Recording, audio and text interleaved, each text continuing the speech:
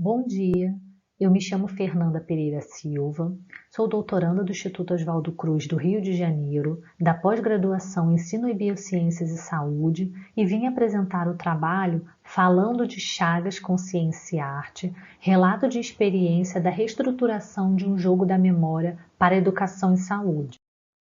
Devemos pensar na doença de Chagas como uma problemática global. Considerá-la desta maneira resulta em abordar questões como a pobreza, questões culturais, educacionais, ambientais e sociais, para assim romper com soluções lineares e simples.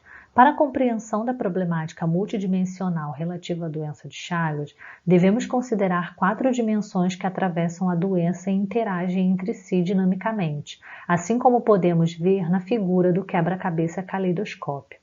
Qualquer tentativa de resolver o problema exige a inclusão de pontos de vista que o considerem a partir de suas múltiplas dimensões. Temas comuns como a dificuldade de acesso ao diagnóstico, tratamento e informação reflete a vulnerabilidade social das pessoas afetadas pela doença de Chagas, o que impõe a necessidade de estratégias que mitiguem estas questões. Nesse sentido, não podemos nos direcionar apenas às atividades que se voltam a transmitir informação em saúde. Os jogos eles podem colaborar para a integração entre ciência, arte e alegria na construção de uma boa estratégia de informação, educação e comunicação, estimulando reflexões críticas e despertando empatia. Nosso relato de experiência parte do processo de construção de um jogo da memória no formato online. O jogo foi desenvolvido a partir das histórias de vida de pessoas vivendo com a doença de Chagas. Primeiramente, fizemos um protótipo que foi desenhado a partir dos trechos mais significantes com relação aos temas que emergiram das histórias de vida. Desenvolvemos um jogo com 10 cartas que tinham por objetivo formar os pares, assim como o jogo tradicional da memória. O diferencial foi que os pares poderiam ser formados por texto com texto, imagem com imagem ou texto e imagem análoga. Produzimos de forma artesanal e apresentamos o mesmo em uma oficina de ciência e arte do curso Falamos de Chagas, que são atividades do laboratório LITEB da Fiocruz. Após a construção do primeiro protótipo e apresentação na oficina, analisamos após pesquisa com as pessoas que passaram pela oficina que o formato anterior não seria o mais apropriado e funcional.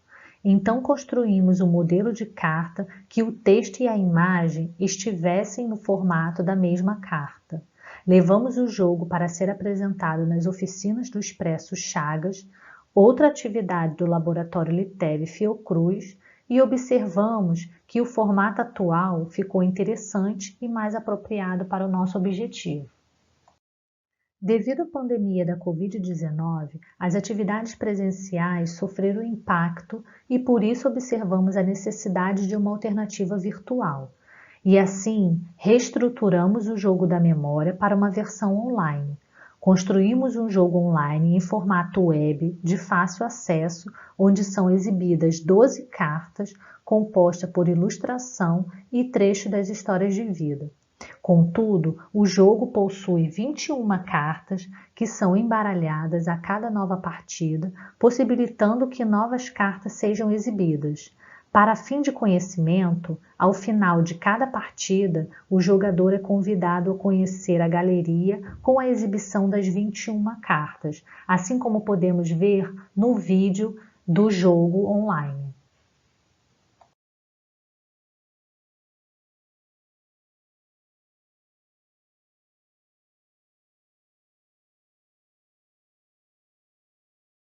Esperamos que a partir da construção do jogo da memória online, a nossa memória de Chagas, possa contribuir em ações de educação e saúde para pessoas vivendo com a doença de Chagas, familiares e demais afetados.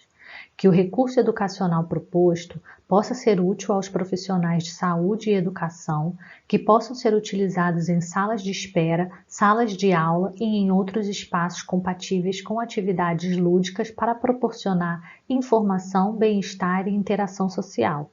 Pretendemos realizar oficinas online ou presenciais para que possamos observar através desta estratégia como a ilustração artística e os relatos podem contribuir para a informação, educação e comunicação sobre a doença de Chagas de forma lúdica, afetiva e se pode se tornar efetiva como instrumento de informação e sensibilização. Agradecemos a todas as pessoas que, de forma singela, abriram suas vidas, narraram suas histórias e permitiram que, assim, construíssemos o jogo da memória online com suas histórias de vida, assim como agradecemos às instituições e os órgãos de fomento.